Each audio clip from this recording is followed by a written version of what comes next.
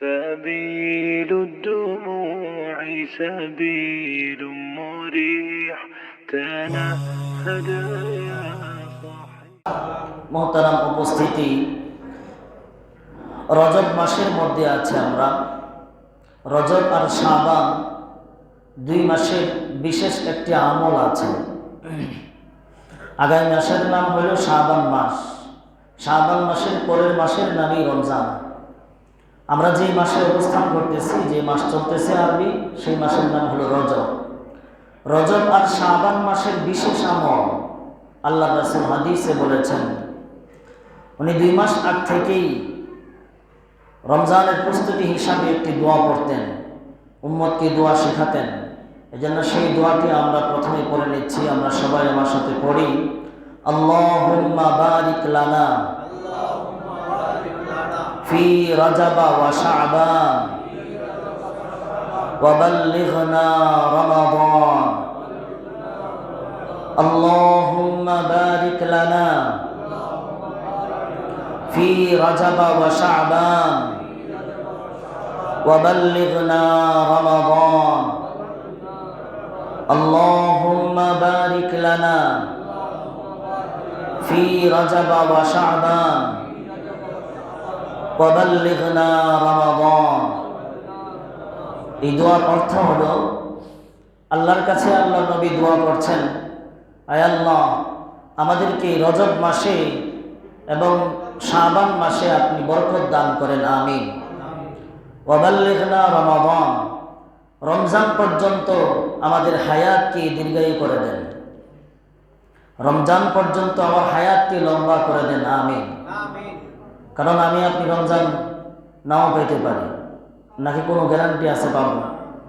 না পাওয়ার সম্ভাবনা আছে। এই জন্য আল্লাহ রাসূল দোয়া শিখাইছেন, রমজান পর্যন্ত যেন আল্লাহ রাব্বুল আলামিন হায়াত বাড়ায়া দেন এবং চলন্ত মাস আগত মাসে যেন আল্লাহ রাব্বুল আলামিন বরকত দান করেন।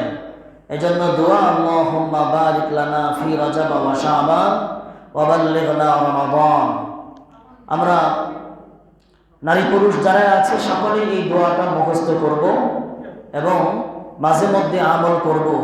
আল্লাহ আমাদের সকলকে আমল করার তৌফিক দান করেন।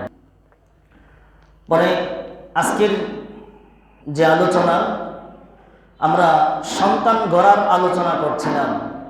ছেলে মেয়ে কেমনে গড়া যায়। আমরা মূল পয়েন্টে আছি যে ছেলে মেয়ে গড়ার জন্যে ছেলে মেয়ের যে খাবার, এই খাবারকে আগে পিওর করতে হবে, হালাল করতে হবে।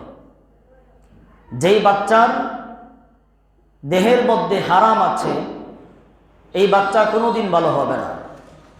যে বাচ্চির পরনে হারাম, সেই বাচ্চি কোনোদিন ভালো হবে না। কাজেই বাচ্চির মা বাবার কর্তব্য, তারা যেন হালাল খান, তারা যেন হালাল পরেন, তারা যেন বাচ্চাদেরকে হালাল খাওয়ান, বাচ্চাদেরকে হালাল পরান।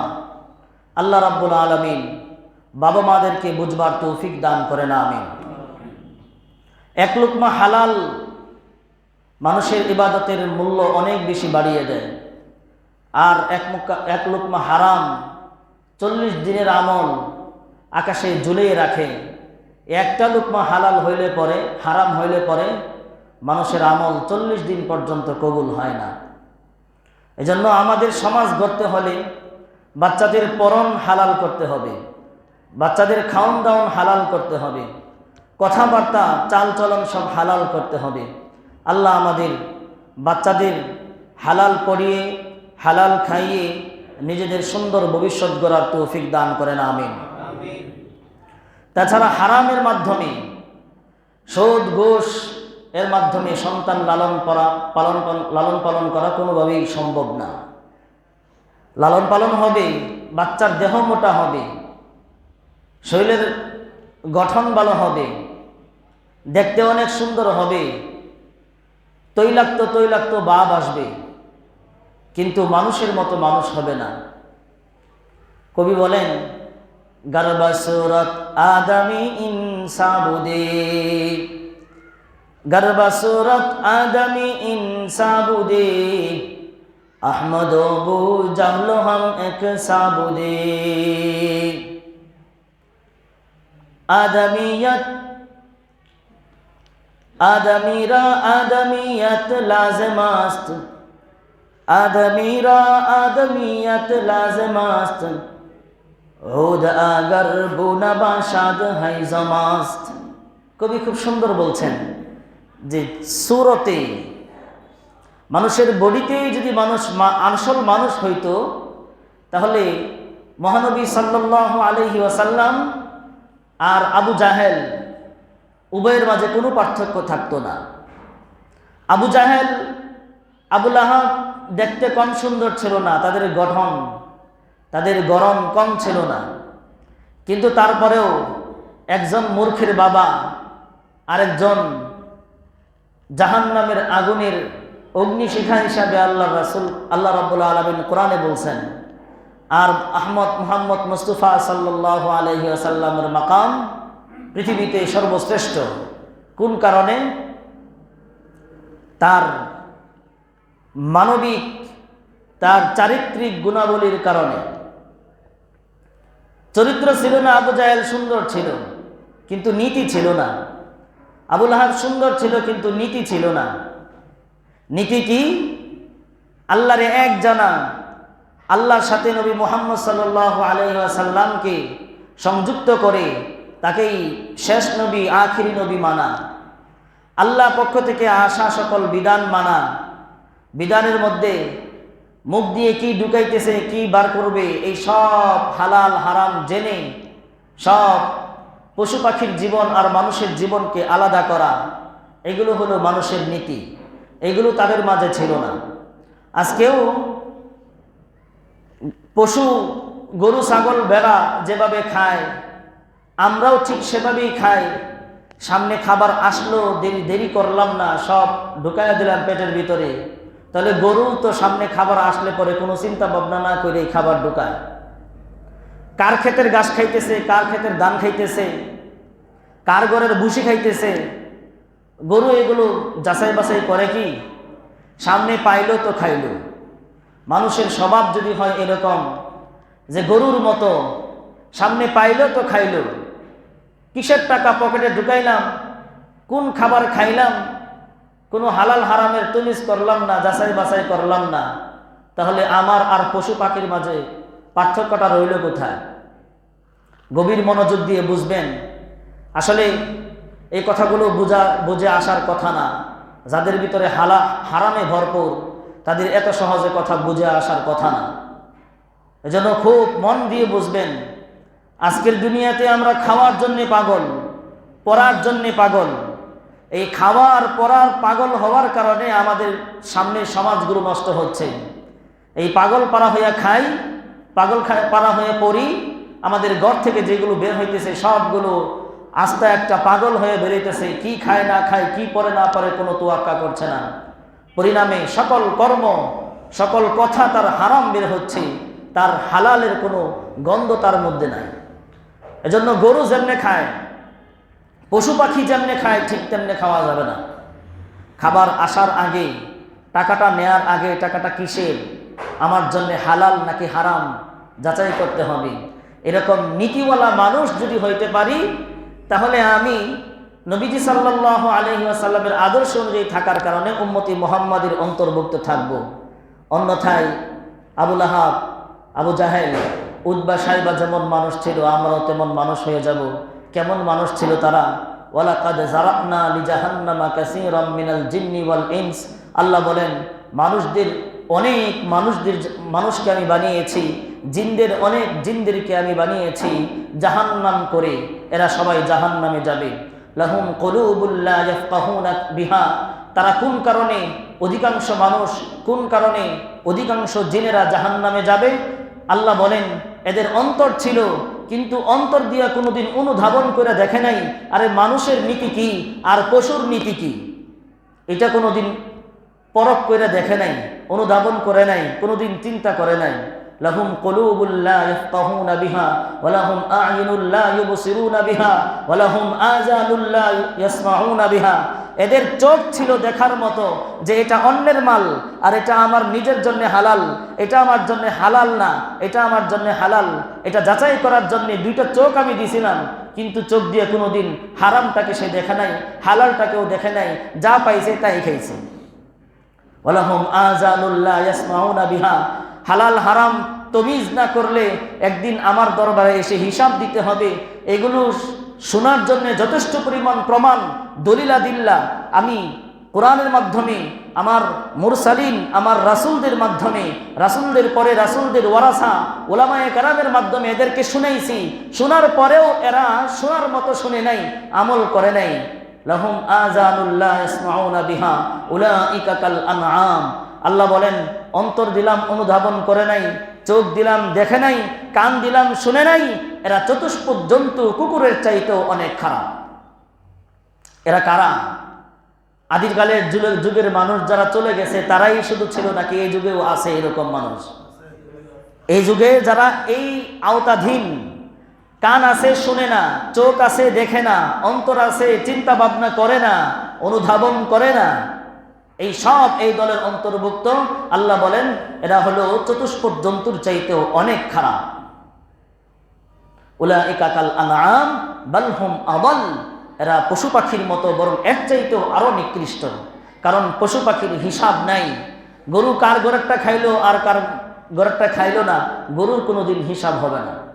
কুকুরের হিসাব নেই, আপনার গুড়ার হিসাব নেই, মহিষের হিসাব নাই, ছাগলের হিসাব নাই, পাখির হিসাব নেই। হিসাব আছে মানুষের আর জিনের। তাহলে যারা হিসাব নেই তারা খাইলে কোনো দোষ নেই, এদের তো হিসাবই নেই। হ্যাঁ, দোষ হবে মালিকের। মালিক কেন দেখলো না? যাদের হিসাব আছে এরা যদি বেহিসাবের মতো পশু পাখির মতো চলে তাহলে তো নিকৃষ্ট পশু পাখির চাইতেও বেশি হয়ে গেল। এজন্য আমাদেরকে মানুষের নীতি অনুযায়ী আমাদেরকে চলতে হবে। পশুর নীতি, গবাদি পশুর নীতি বর্জন করতে হবে। হ্যাঁ, হিংস্র পশুর নীতি বর্জন করতে হবে, মানুষের নীতি ধারণ করতে হবে। মানুষের নীতি মানুষ যাচাই বাছাই করে দেখবে, মানুষ চিন্তা করে পরে পা ফেলবে, মানুষ চিন্তা করে কথা বলবে, মানুষের জীবনের প্রত্যেকটা মুহূর্তের হিসাব হবে। আর পক্ষীকুল পশু পাখি এগুলোর কোনো হিসাব হবে না, এগুলোর মতো জিন্দেগি আমাদের ধারণ করলে হবে না। এজন্য আল্লাহ রাব্বুল আলামিন হালাল খাওয়ার প্রতি খুব বেশি গুরুত্ব দিয়েছেন। আল্লাহ রাসূলও হালাল খাওয়ার প্রতি খুব বেশি গুরুত্ব দিয়েছেন। এজন্য ব্যবসাকে তিনি হালাল করেছেন, সুদকে করেছেন হারাম। কিন্তু আমার সমাজ আজ সুদের মধ্যে সবাই ডুবে আছে। সুদ নাম আসলে মনে করে মানুষ বড় লোকরা খায়, গরিবরাও যে সুদ খায় এটা গরিবরা মনে করতে রাজি না। গরিবরাও যে সুদ খায় এটা গরিবরা মনে করতে রাজি না। গরিবের সন্তান ভালো হওয়ার কথা ছিল, কিন্তু অধিকাংশ গরিবের সন্তান আজকে খারাপ না, শুধু বিশ্বের সবচাইতে খারাপ হয় এখন গরিবের সন্তান। এদের নামাজ রোজার কোনো তোয়াক্কা নাই, এরা ভালো কথা শুনে না। এই ছিনতাইকারী, রাহাজানি, বাটপারি, আটপারি, চুরি ডাকাতি সব এই গরিবের ছেলেরা করতেছে বেশি এখন। কারণ কি? গরিবদের টাকা আগে হালাল ছিল, এখন গরিবদের ভিতরে যে সুদ ঢুকছে এটা গরিবরা টেরও পায় নাই। তারা মনেই করতেছে না যে না আসলে আমরা সুদ খাইতেছি। আল্লাহ রাসূল হাদিসের মধ্যে বলেন, লাআনা রাসূলুল্লাহি সাল্লাল্লাহু আলাইহি ওয়াসাল্লাম আকিলার রিবা ওয়া মুকিলাহু ওয়া কাতিবাহু ওয়া শাহিদাইহি। আল্লাহ রাসূল হাদিসে বলেন যে সুদ যিনি খাবে, সুদখোর, সুদদাতা, সুদের লেখক এবং সুদের যে সাক্ষীদ্বয়, এই সব কটায়ের উপরে আল্লাহ রাসূল সাল্লাল্লাহু আলাইহি ওয়াসাল্লামের অভিশাপ। ভালো করে শুনি, মা বোনেরাও শুনি, সবাই শুনি। সুদ যিনি খাইলো, সুদ যিনি দিল, সুদ যিনি লেখলো, সুদ যারা সাক্ষী থাকলো, সুদের কাজের সাথে যারাই যেভাবে জড়িত আছে সকলের উপরে আল্লাহর রাসূলের অভিশাপ। আল্লাহর রাসূলের অভিশাপ, যার উপরে মায়ার নবীর অভিশাপ থাকবে সে কোনোদিন পৃথিবীতে ভালো থাকতে পারে না। কি বলেন আপনারা? কাজেই গরিবরা কেমনে সুদ খায়? সুদ কাকে বলে? কুল্লু কারজিন জাররা নাফআন ফাহুয়া রিবা। সুদের সংজ্ঞায় বলা আছে প্রত্যেকটা ঋণ, প্রত্যেকটা টাকা একজনের কাছে রাখলেন, এটা বিনা পরিশ্রমে যদি মুনাফা দেয় আপনাকে, বিনা পরিশ্রমে লভ্যাংশ আসে, সেটাই আপনার জন্য সুদ। যেমন অফিস থেকে আপনি টাকা আনলেন 1 লাখ, অফিস আপনার কাছ থেকে 1,10,000 নেবে কিস্তির মাধ্যমে, প্রতি মাসে 10 করে দিয়ে যাবেন, শেষে 1 মাস 10,000 বেশি দিতে হবে। এই যে 1 লাখ টাকা দিল অফিস আপনাকে, 10,000 টাকা বেশি নিতেছে। এই 10,000 টাকা বেশি কিসের বিনিময়ে নিতেছে? এই যে গরিব 1 লাখ টাকা এনে 1,10,000 দিল অফিসকে, অফিসেও সুদ খাইলো, যে গরিব দিল সেও সুদ খাইলো, অফিসের যে অফিসার লেখতে তাদের মাঝে লেনদেন করতে আসলো, লেখলো, প্রতি মাসে কিস্তি নিয়ে গেল, সেও সুদখোরের মধ্যে শামিল। তার উপরেও আল্লাহর রাসূলের অভিশাপ এর সাথে জড়িত। যারা তাকে পরামর্শ দিয়া, যেই বাবি, যেই বোন, যেই মা আরেকজন নারীকে পরামর্শ দিয়া অফিস থেকে কিস্তি আইনা কাজ করার জন্য পরামর্শ দিল, সমানভাবে সমান হারে গুনাহের একটা বার ওই পরামর্শদাতার উপরে পড়বে। কাজেই পরামর্শদাতা, সুদখোর, সুদদাতা, সুদ লেখক, সাক্ষী, অফিস, বাড়ি, যেভাবে হোক, যারা যেভাবে জড়িত, সকলের উপরেই আল্লাহর রাসূলের অভিশাপ, লানত সমানভাবে পড়ে। তাহলে বলেন গরিবদের সন্তান ভালো হবে কেমনে? আজকে বিলাসপুরে খোঁজ লাগায় দেখেন কয়টা ফ্যামিলি আছে কিস্তি ছাড়া? কি বলেন, আছে? আমাদের অনেক মুসল্লি, ফার্স্ট কাতারের মুসল্লি, কিন্তু সুদের সাথে জড়িত। ফার্স্ট কাতারের মুসল্লি, কিন্তু তার বাড়িতে কিস্তি চলে, আছে না নাই? তাহলে মানুষ নামাজ পড়লেই লাভ কি? তাহাজ্জুদ পড়লেই লাভ কি তার খাবার যদি হালাল না হয়? এজন্য বলবেন সুদ ঘুষের আলোচনা এত বেশি করেন কেন? আরে মিয়া, নামাজ তো আপনার তখনই ভালো লাগবে যখন সুদ ঘুষ ছাড়া আপনার খাওয়া হবে। বয়ান তো আপনার তখনই কাজে লাগবে যখন সুদ খাবেন না, ঘুষ খাবেন না, নিরেট হালাল খাবার যখন খাবেন, তখনই না কথাগুলো ভালো লাগবে, অন্যথায় কথা তো ভালো লাগার কথা না। এজন্য বিলাসপুরের সর্বশ্রেণীর মা বোনদেরকে বলি, ভাইদেরকেও বলি, যারা কিস্তি চালান, আপনাদের এই যে রিক্সাওয়ালা ভাই, গার্মেন্টস কর্মী ভাই বোন, অথবা লেবার শ্রেণীর ভাই বোন যারা আছেন, আপনাদের ইনকাম খুবই হালাল। আপনাদের এই ঘাম জরা উপার্জিত টাকা, রক্ত জরা উপার্জিত টাকা আপনি হালাল খেয়ে আপনার শরীরটাকে ইমানি কুওয়াতে, ইমানে বলে বলিয়ান করতে পারেন তখনই যখন আপনি কিস্তি না চালাবেন, যখন আপনি সুদি টাকা না লাগাবেন, তখন আপনার এই ইনকামটা কাজে লাগবে, ইমানি বল বাড়বে, দৈহিক বল আপনার তখন বাড়বে। আর যদি কিস্তি চালান, সারা জীবন গাদার খাটনি খাইতেই যাবেন, কোনোদিন আপনি উন্নতির চোখ দেখতে পারবেন না, উন্নতির ছোঁয়া আপনার করে আসবে না কোনোদিন।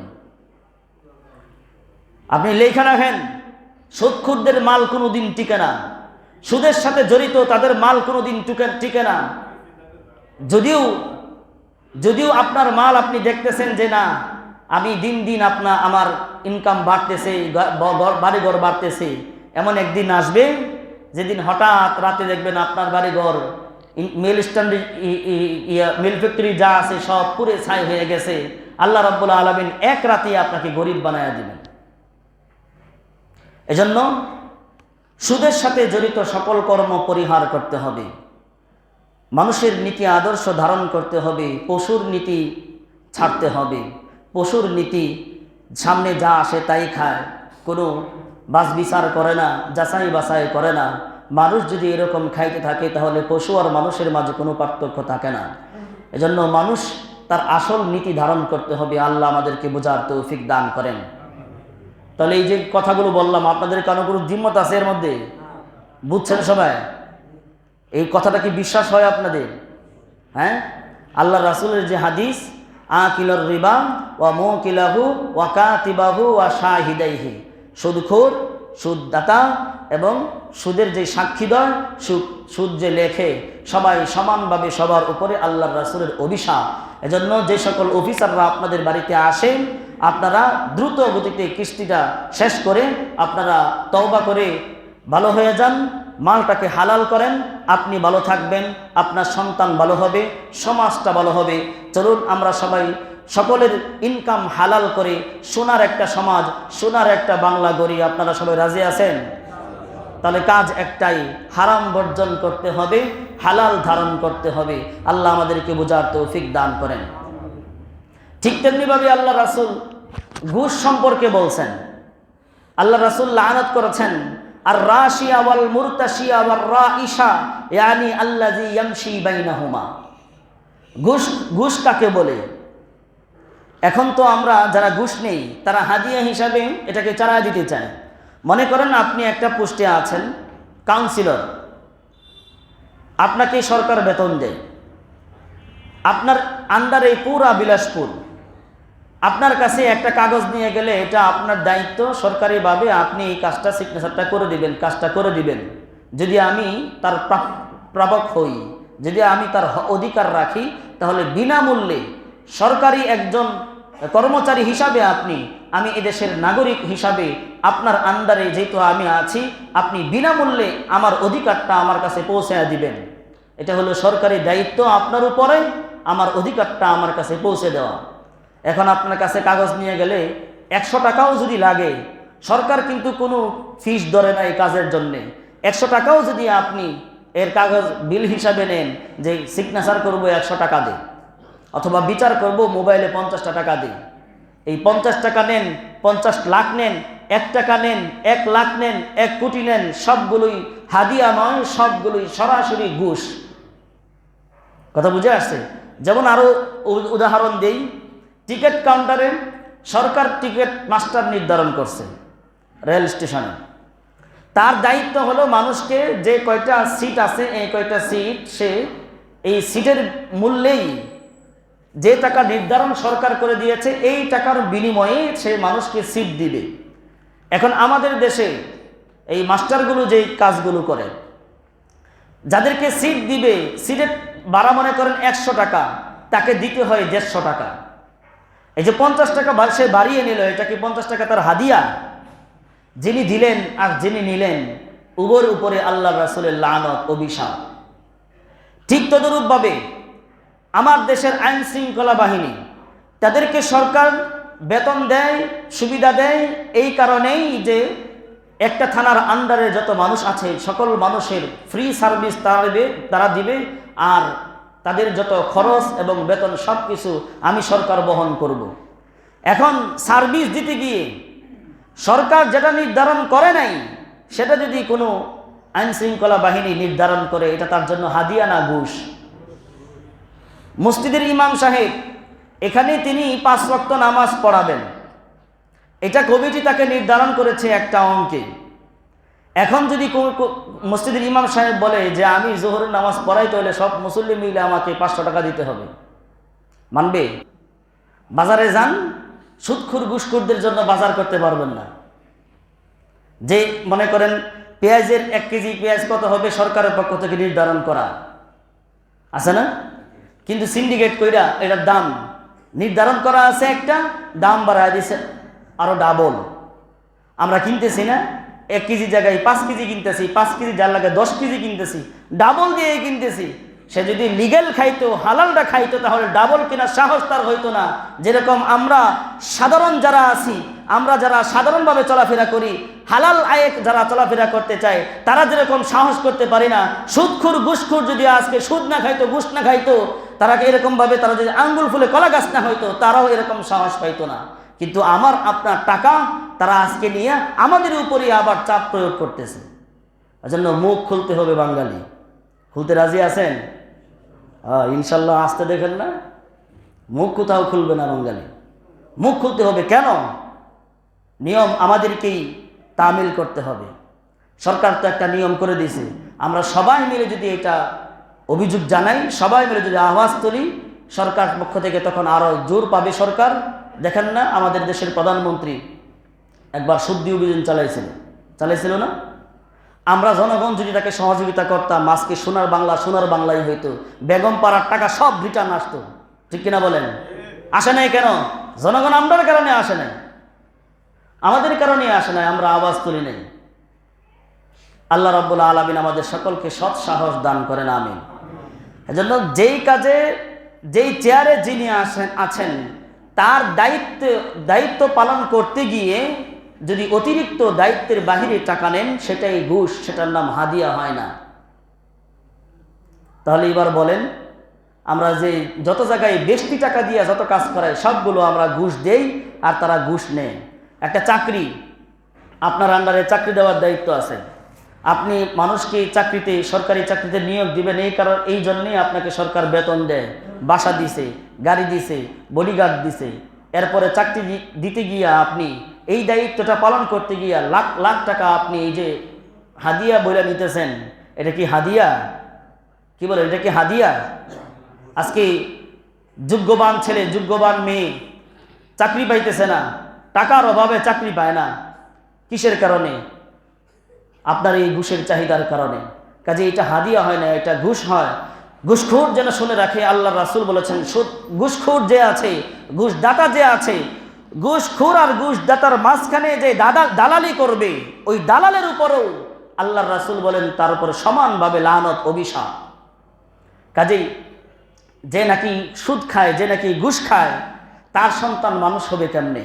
এজন্য সুদখোরদের উচিত সোনার বাংলা দেখতে হলে, সুন্দর সমাজ দেখতে হলে নিজের সন্তানকে ভালো করতে হবে। নিজের সন্তানকে ভালো করতে হলে সুদ ছাড়তে হবে, ঘুষ ছাড়তে হবে, হারাম ছাড়তে হবে, পিওর একজন মানুষ হইতে হবে, পিওর খাবার খাইতে হবে, হালাল খাবার খাইতে হবে। আল্লাহ বুঝবার তৌফিক দান করেন। কথাগুলো যেন কথাই না থেকে যায়, আমলে যেন আমরা বাস্তবায়ন করতে পারি। এখন তো আমাদের দিনই কথা মানে হুজুরের মুখী হয়ে গেছে, হুজুর তো হুজুরের পেছাল পারবেই, আমরা আমাদের কাজ করতেছি। এভাবে আমাদের জীবন যাবে না। মনে রাখতে হবে, এই জীবন একটি মুসাফিরখানা। এদেশ আমার জন্য, আপনার জন্য একটি মুসাফিরখানা। সাময়িক অবস্থান করতেছি, এখানে চিরদিন থাকার জন্য কেউ আসে নাই, কেউ এখানে চিরদিন থাকতে পারবে না, আমিও না, আপনিও না। কাজেই মুসাফিরখানার এই অল্প টাইমে আমি আপনি যেন অনন্ত অসীমকালের নিজের দেশকে হারিয়ে না ফেলে। সেই দেশে চলতে হলে আমাকে মুসাফিরখানায় থেকেই যা অর্জন করতে হবে।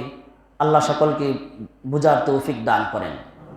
ব্যবসায়ীদের সম্পর্কে আল্লাহ রাসূল বলছেন, মান বাআ আইবান লাম ইউনাব্বিহু আলাইহি লাম ইয়াজাল ফি মাকতিল্লাহি আও লাম তাজালিল মালাইকাতু তালআনুহু।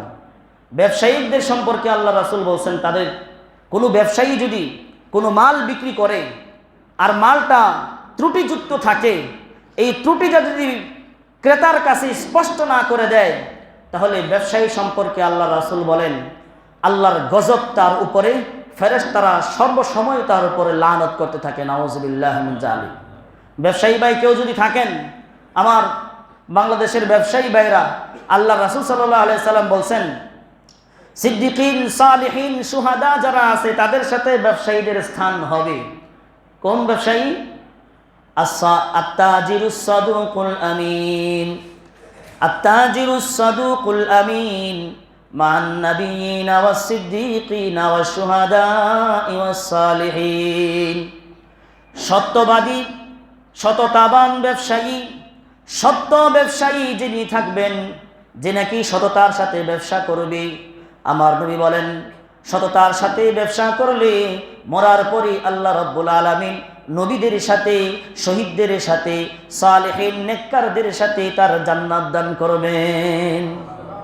কিন্তু আমার দেশের আফসোস ব্যবসায়ী ভাইদের জন্য, একটা মালটা মনে করেন ত্রুটিওয়ালা মালটা, এটাকে দেওয়ার আগে মানুষকে বলে দেব, ভাই মালটাটা কিন্তু ত্রুটি আছে। কোনো ব্যবসায়ী ভাই বলে না, দুই একটা হয়তো থাকতেও পারে, যাদের কারণে পৃথিবী টিকে আছে। ব্যবসায়ী তার মালকে, ত্রুটিওয়ালা মালকে ত্রুটি মুক্ত মাল বলে যদি চালায়া দেয়, আল্লাহর নবী সাল্লাল্লাহু আলাইহি ওয়াসাল্লামের হাদিসের ভাষা, আল্লাহ রাব্বুল আলামিনের গজব তার উপরে, ফেরেশতারা অভিশাপ লাগাতার তার উপরে করতে থাকে। ব্যবসায়ী ভাইদের সবার আগে বোঝা উচিত যে মাল কোনটা দিতেছি। আলুর দাম বাইরে গেছে, আলুটাকে মনে হইতেছে ক্ষেত থেকে আলু তুললে, আলু উঠায় আনলে পরে এক ধরনের বালি তার সাথে থাকে, কিন্তু আলুর দাম বাড়া যাওয়ার পরে আলুর গায়ে যে বালি লেগা আছে, এই বালিটা কিসের বালি আমাদের বুঝে আসে না, ঠিক কিনা বলেন? অবস্থা দৃষ্টে মনে হয় এটাকে বালুর সাথে গড়গড়ানো করা হয়েছে, বালুর সাথে মিক্সড করা হয়েছে। বালু মিক্সড করাইয়া তার চামড়ার উপরে 2-3 পল্লা চামড়া বালির বানাইছে, যার কারণে এটার ওজন বাইরে গেছে। এর কারণে 1 কেজি আলু এখন 3 পা হয়ে গেছে অথবা আধা কেজি হয়ে গেছে। এই যে ভাই বালু মিশাইয়া এটাকে বাড়াইলা, তোমার নিজের জাহান্নাম কি তুমি তোমার নিজের জাহান্নাম কি তুমি কামাই করলা, তোমার নিজের জান্নাত কি তুমি নষ্ট করে ফেললা। এটা না কইরা তুমি যদি খেতের তুল আলুকে তুমি ভালোভাবে সাফ কইরা একদম নিরেট স্বচ্ছ আলু যদি বাজারের মধ্যে আনতা, কাস্টমারকে দিতাম, সততার সাথে তুমি বিক্রি করতা, সিন্ডিকেট না করতাম, তাহলে আমার নবী বলেন নবীদের সাথে থাকতা, সালিহিনদের সাথে থাকতা, সিদ্দিকিনদের সাথে থাকতা, যারা নাকি যুদ্ধ কইরা শহীদ হয় সুহাদাদের সাথে তুমি থাকতে পারতা। কত বড় নেকের কাজ। কিন্তু আজকে দেখেন আলুর সাথে বালু না মিশাইলেও আলুটারে এমনভাবে ভিজাইছে, এটা কাটলে পরে পানি বাড়ে। আরে ক্ষেত থেকে কাঁচা আলু তুললে পরে এক রকমের কাঁচা, কিন্তু এটার সাথে পানি মিক্সড করলে এটার ভিতরে পানি ঢুকলো কেমনে এত? এটারে পানি খাওয়াইতে খাওয়াইতে ভিতরে পুরাটা পানি বানায় ফেলাইছে। আল্লাহ রাব্বুল আলামিন আমার জমিনের রিজিকের দ্বারকে উন্মুক্ত করে দিয়েছেন, রিজিক দান করছেন, আকাশের রিজিকের দ্বারকে উন্মুক্ত করছেন। কিন্তু এই সমস্ত বাটপারি করলে পরে আল্লাহ রাব্বুল আলামিন বাংলার জমিনের রিজিকের দ্বারকে বন্ধ করে দিবেন। এজন্য আমার আপনার রিজিক যেন বন্ধ না হয়ে যায়, জনগণের কাস্টমারদের আওয়াজ তুলতে হবে। বাটপার আলুর সাথে তুমি ধুলা মিশাইলা কেন? আলুকে তুমি পানিতে চুবাইলা কেন? বাটপার তুমি কাঁচা পেঁয়াজকে তুমি পচা পেঁয়াজকে তুমি আমাদের কাছে বেচবা কেন? বাটপার তুমি সবজির মধ্যে পানি মিশাইয়া সবজির ওজনটা বাড়াইয়া সবজি বেচবা কেন? এরকম করা যাবে না। যদি এরকম বাটপারি করতে থাকো তাহলে তোমাদের গুনাহের কারণে আমাদের বাংলাদেশের রিজিকের দুয়ার বন্ধ হয়ে যাবে। কাজে রিজিকের দুয়ার যেন বন্ধ না হইতে হয়, তোমাদেরকে পিটাইয়া হইলেও আমাদের সোজা করতে হবে। কি সোজা করতে রাজি আছেন? পিটানো লাগবে না, শুধু একটু আওয়াজ তুলেন। আওয়াজ তুললে আমাদের আইন শৃঙ্খলা বাহিনী আছে, আমাদের সরকার প্রধান আছে, যখন সবাই মিলে তাদেরকে সহযোগিতা করব তখন আর এই বাটপাররা বাটপারি করতে পারবে না। কি রাজি আছেন তো সবাই? হ্যাঁ, রাজি না থাকলে আমাদের টাকা আছে, আমাদের কোনো সমস্যা নেই, আমাদের টাকা আছে, আমাদের কোনো সমস্যা নেই, আয়ু কমতেছে। এই সমস্ত ভেজাল খেয়ে আমাদের শরীরের যে অবস্থা, আল্লাহ আমাদেরকে বুঝার তৌফিক দান করেন। জমিন ভূমিদস্যু আছে কিছু, অন্যায়ভাবে জমিন আত্মসাৎ করে, তাহলে ব্যবসায়ীদের ছেলে মেয়ে কেন মানুষ হয় না বুঝতে পারতেছেন তো? এরকম বাটপারি আর দান্দালি কইরা ছেলে পেলে মানুষ করবো কেমনে? দুধ বেচে দুধের সাথে পানি মিশায় না, পানির সাথে দুধ মিশায়। হ্যাঁ, শাক সবজি দেয়, এক মোটা শাক কিনবেন, ভিতরে অন্যান্য ঘাস বইরে দিছে মনে করেন আধা মোটা। এই যে বাটপারি, এই সমস্ত বাটপারের ছেলে পেলে মানুষ হবে কেমনে? এই জন্য আমাদের সমাজ আজকে সামনের দিকে এগোচ্ছে, আর এই সমস্ত বাচ্চাদের, এই বাটপারদের বাচ্চারা বের হচ্ছে, সমাজগুলো নষ্ট হচ্ছে, সোনার দেশ আজকে চুরের দেশে পরিণত হচ্ছে।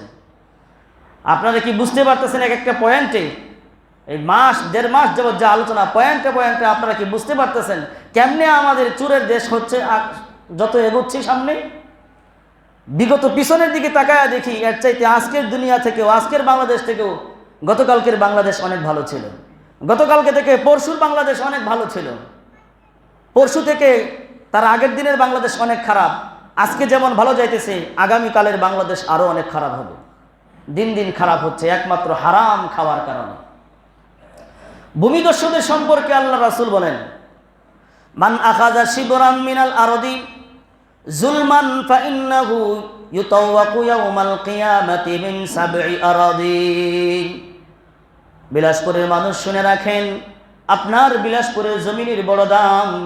এই দামের কারণে যদি আপনি অন্য ভাইয়ের আধা হাত জমিনও যদি আপনি অন্যায়ভাবে দখল করে রাখেন, অনেকের স্বভাব আছে তার পাশের জমিনটা সীমানাটাকে একটু চাপায়া দিয়া আধা হাত জমিন সেই দখল কইরা নেয়, 4 আঙ্গুল জমিন সেই দখল কইরা নেয়।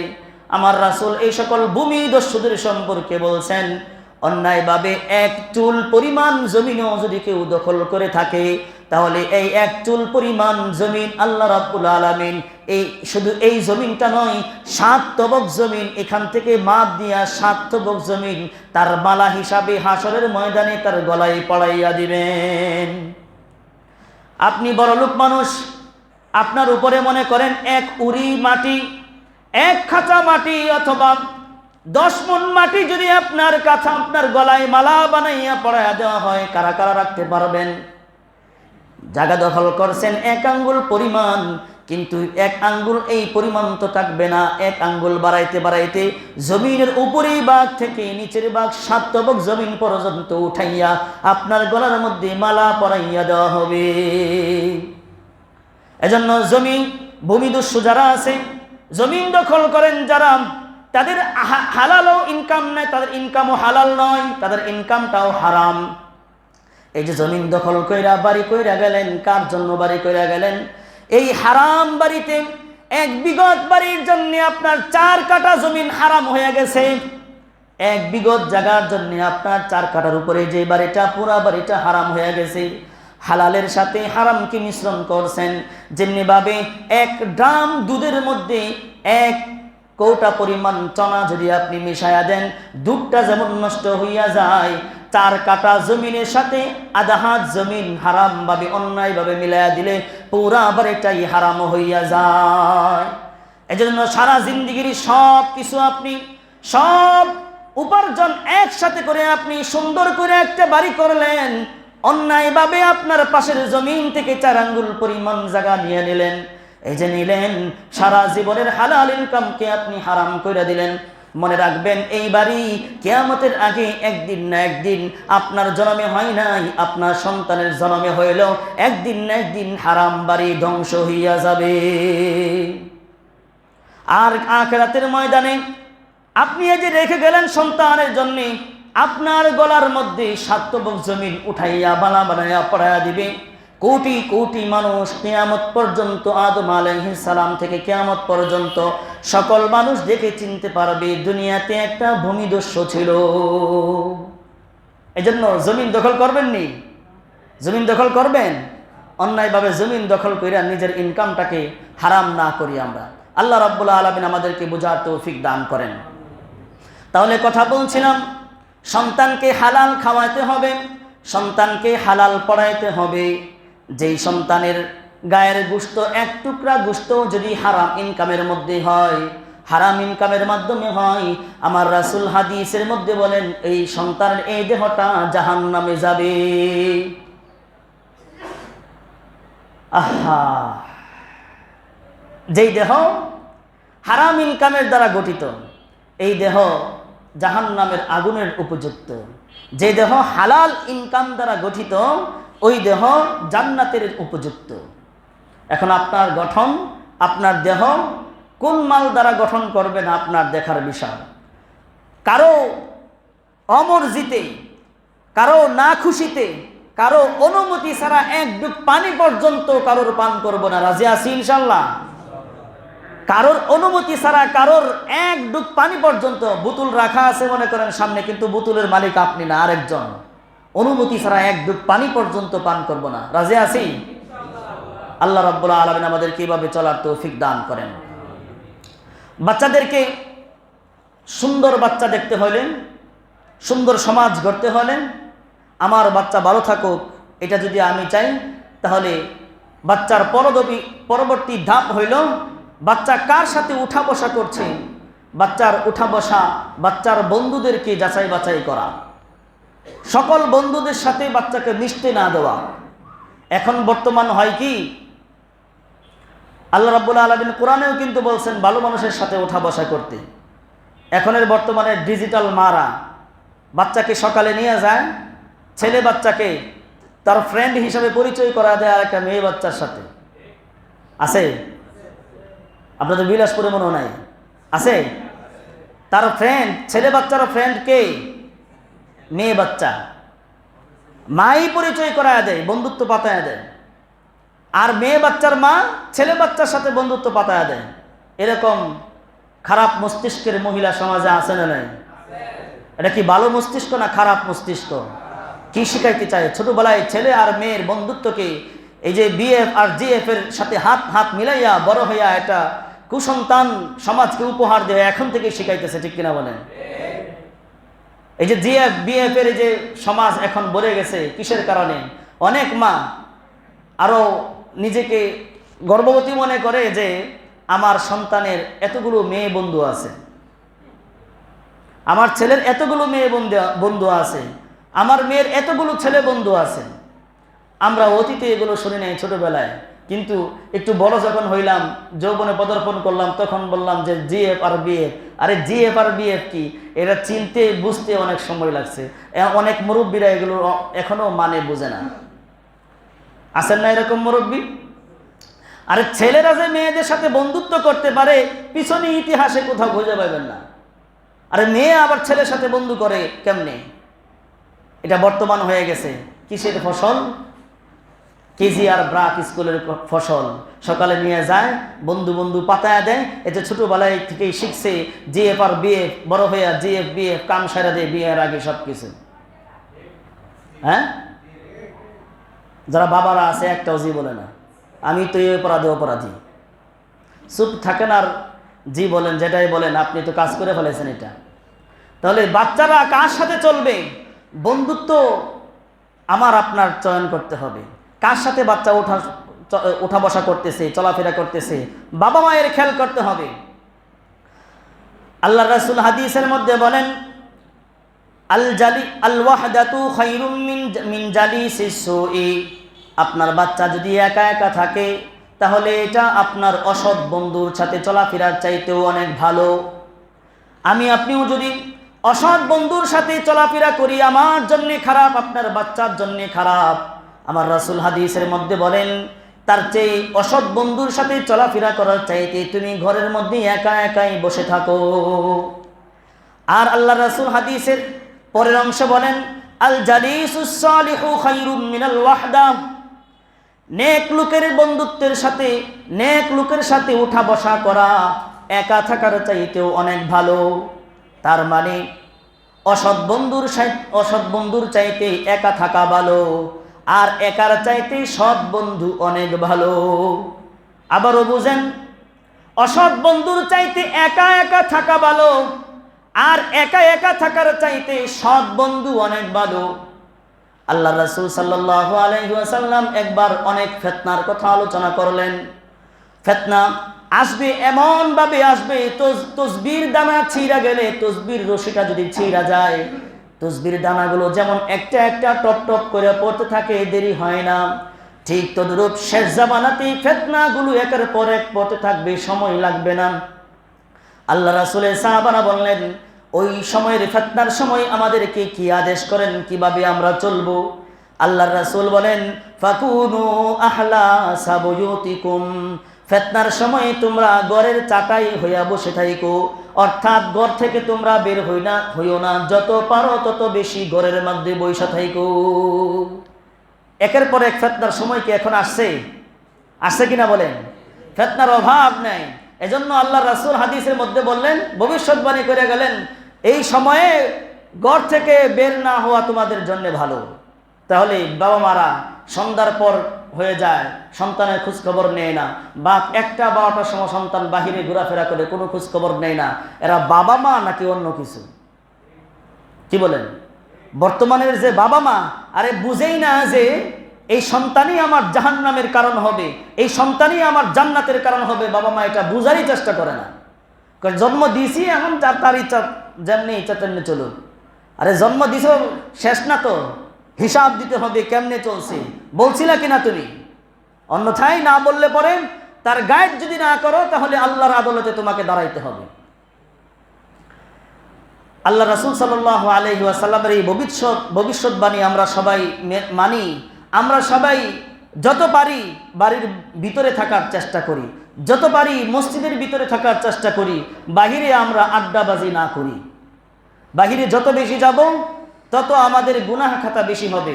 হ্যাঁ যাব, ইনকাম করার জন্য যাব, যদি সওয়াবের নিয়তে এবং ইনকাম করে, হালাল ইনকাম করে আমার শক্তি উপার্জন করব, ইবাদত করব, তাহলে প্রতিটা কদমে কদমে এই নিয়তের কারণে আমার সওয়াব লেখা হবে। সুবহানাল্লাহ। কাজে আল্লাহ রাব্বুল আলামিন আমাদের সকলকে বুঝবার তৌফিক দান করেন, আমিন। তাহলে বাচ্চাদের খারাপ বন্ধুর সাথে উঠা বসা করে বাচ্চারা, নাকি ভালো বন্ধুদের সাথে উঠা বসা করে, এটা আমার আপনাদের খতিয়ে দেখার দরকার আছে না নাই? এজন্য আমি বলি, ঢাকাতে এই সিস্টেম পাবেন, দেখবেন আপনারা অনেক বাবা আছে যারা সন্তানের হাত ধরে শুক্রবারে আসে, আসার পরে সন্তানের হাতে কয়েকটা টাকা দেয়, উনি কিছু টাকা রাখে, দান বাক্স আসলে পরে দুইজনেই টাকা ফেলে, আছে না? কিন্তু আপনাদের গাজীপুরে এই সিস্টেম আমি দেখি না।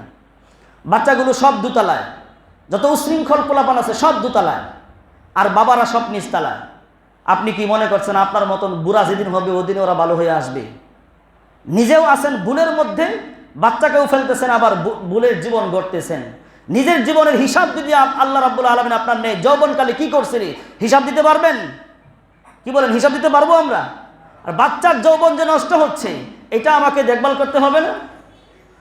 আমার শরম লাগে, আমার হাতে যুবক ছেলেটার হাত ধরে আমি মসজিদে নিয়ে এসাম, আমার সাথে দুইজনে বাপ ছেলে একসাথে মসজিদে বয়ান শুনবো, মসজিদে বয়ান শুনে নিজেও নিজের জীবন ঠিক করব, বাচ্চার জীবনকেও শুধরে দেওয়ার চেষ্টা করব, এটা আমাদের বুদ্ধিতে আসে না। বাবা বড় লজ্জা পায়। এই লজ্জা প্রশংসনীয় নয়, এই লজ্জা নিন্দনীয়। এই লজ্জার কারণে আপনার সন্তান নষ্ট হয়ে যাচ্ছে, এই লজ্জার কারণে আপনার জাহান্নাম আপনি হাতে কামাই করছেন।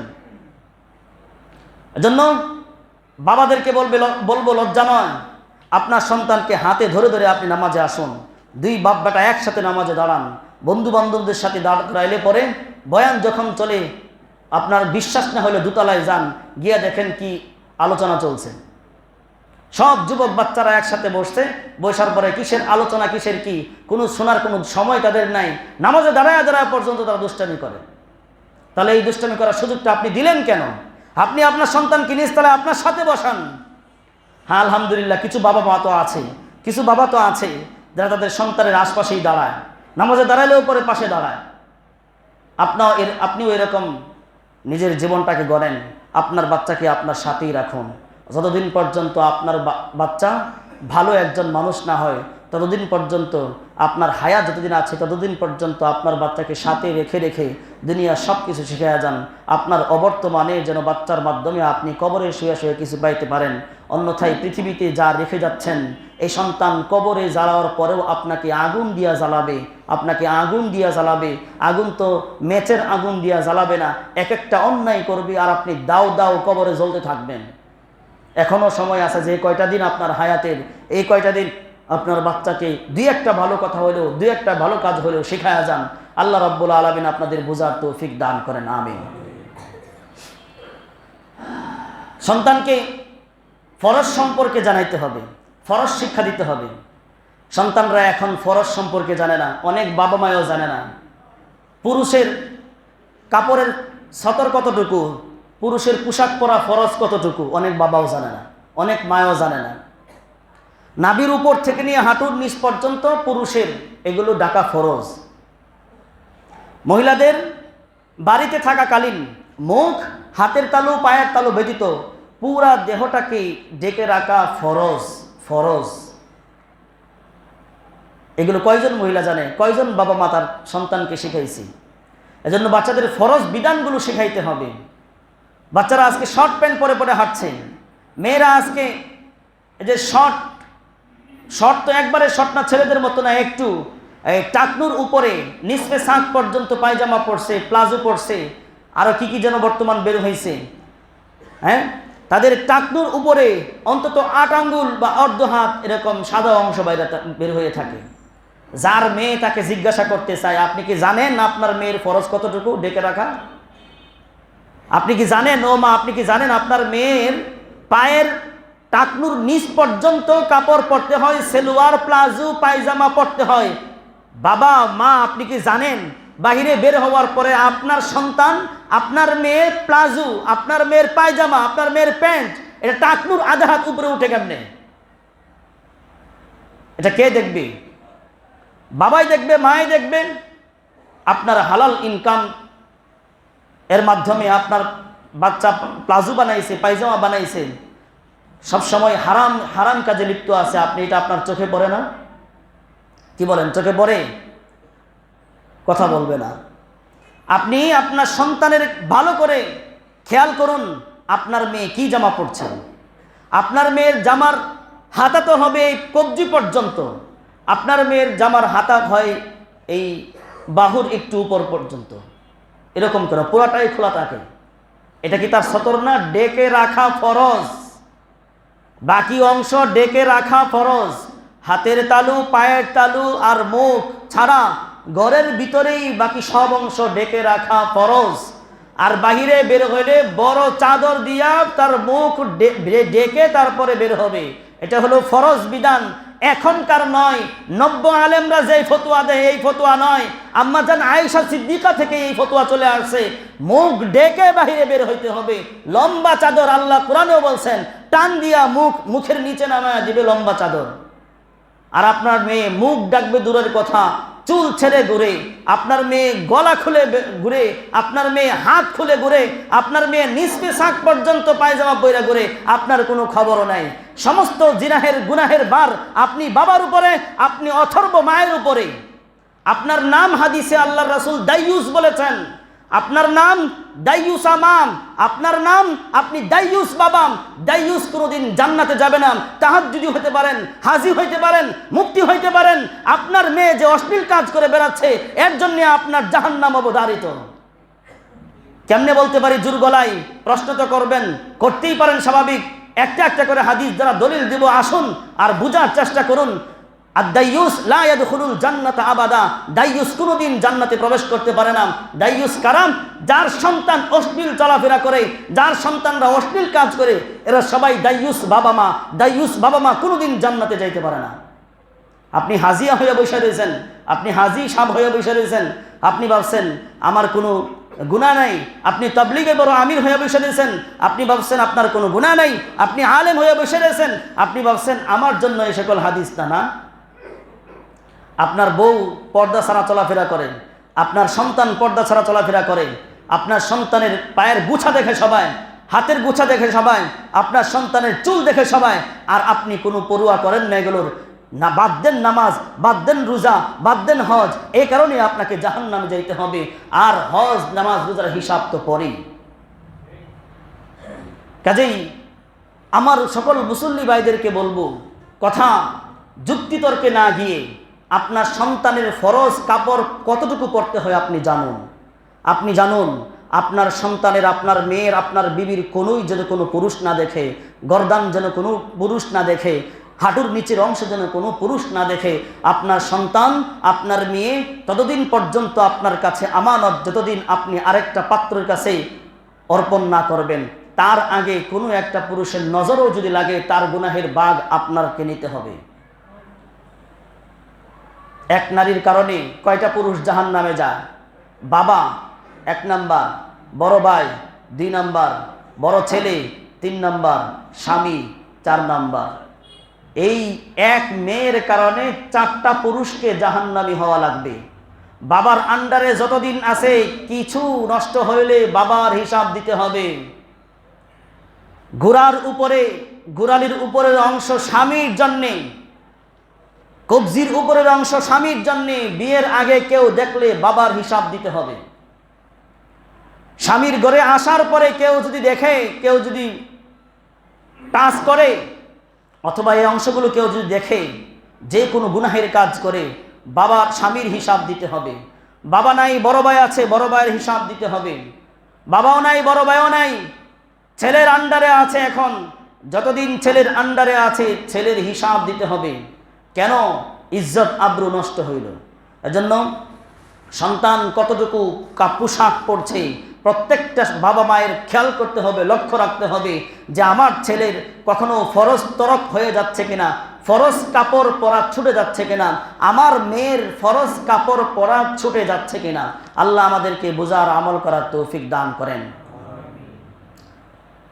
শেষ কথা, আল্লাহ রাসূল সাল্লাল্লাহু আলাইহি ওয়াসাল্লাম এবং আপনাদের সামনে যে সূরা নূরের 32 নম্বর আয়াত তেলাওয়াত করেছি, এই আয়াতই আজকের আলোচনা এবং বাচ্চা ভালো হওয়ার, সমাজ ভালো করার, সোনার দেশ গড়ার শেষ আলোচনা এটা।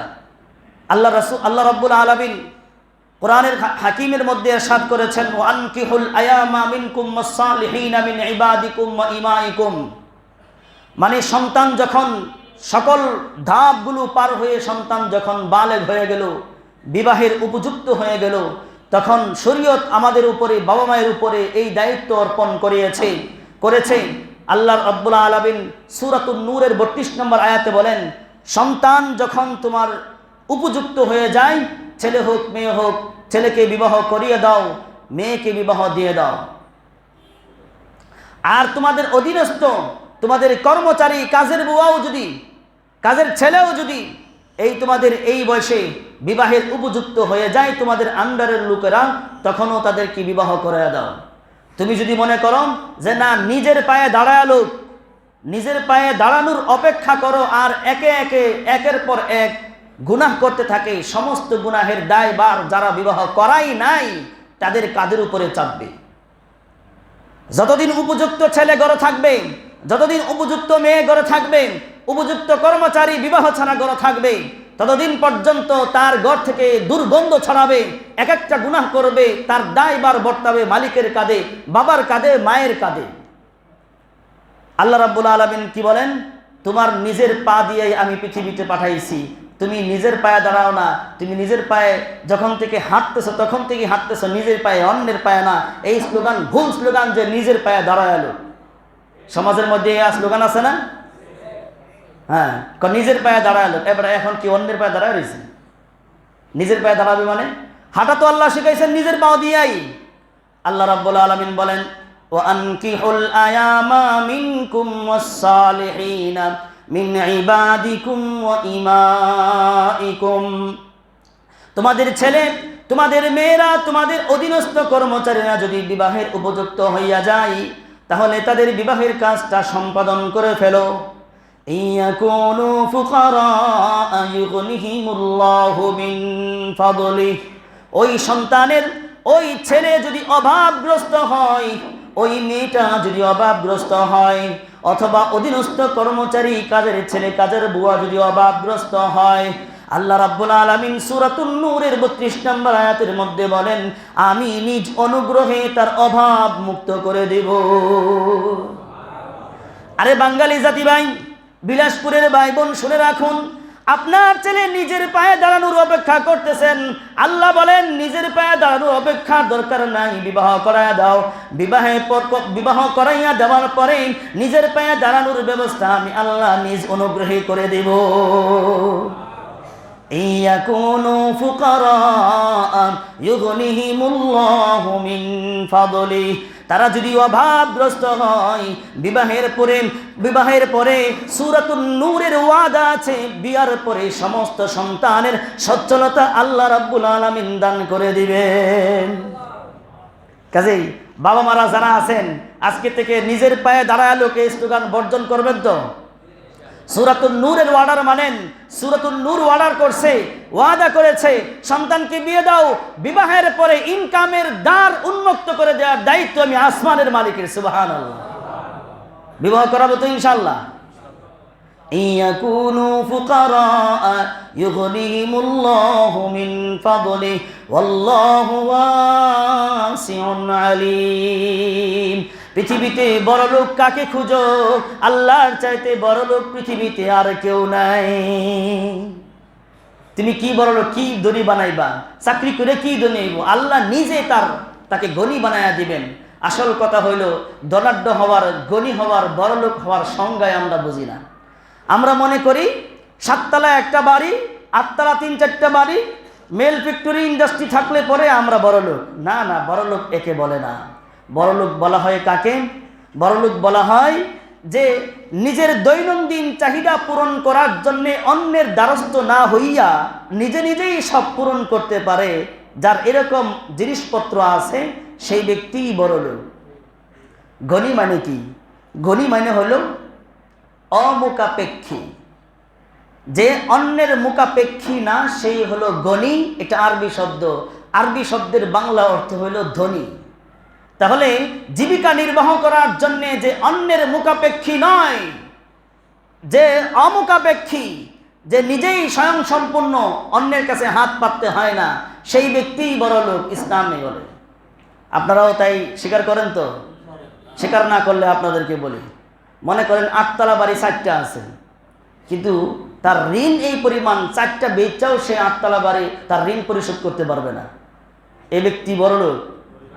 এই ব্যক্তি তো একজন রিক্সাওয়ালার চাইতে গরিব। আমি বলবো আরো খারাপ, এই ব্যক্তি সমাজের 1 নাম্বার একটা ধোঁকাবাজ। বড় লোকের নাম দইরা বাড়ির আড়াল দিয়া মানুষের টাকাগুলো, ব্যাংকের টাকাগুলো লোন নিয়া ব্যাংক খালি কইরা ধোঁকাবাজ হিসাবে সমাজে টিকে আছে।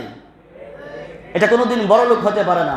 বড় লোক সেই যে তার জীবিকা নির্বাহ করার জন্য অন্যের দ্বারস্থ হয় না, কোনো ঋণ করতে হয় না, নিজে ইনকাম করে খায়, আর স্বামী স্ত্রী মিলে দুইজনে মিলে খায়, ডাঁডে আরামসে ঘুম দেয়। কৃষক দেখেন না, পান্তা আর কাঁচামরিচ দিয়ে খায় ঘুম দেয়।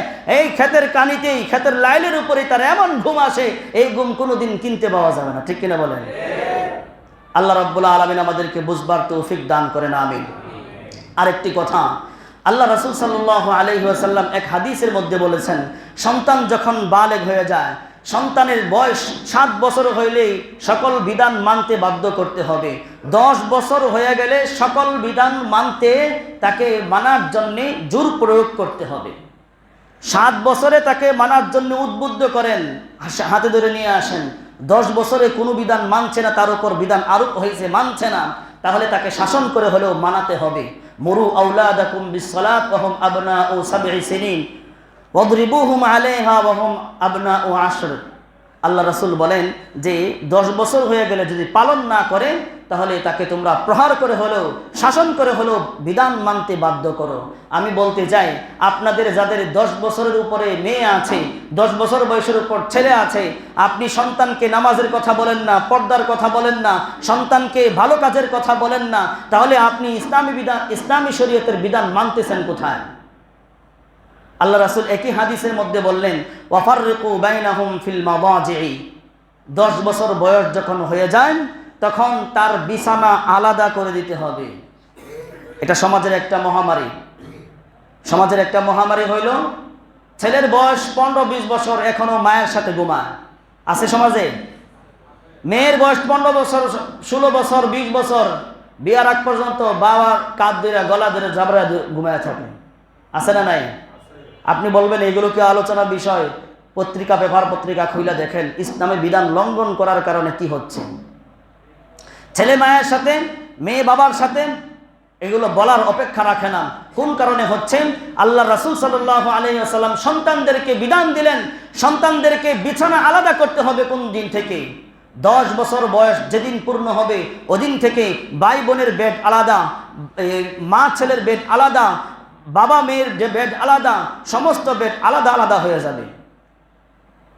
কথা বুঝতে পারছেন?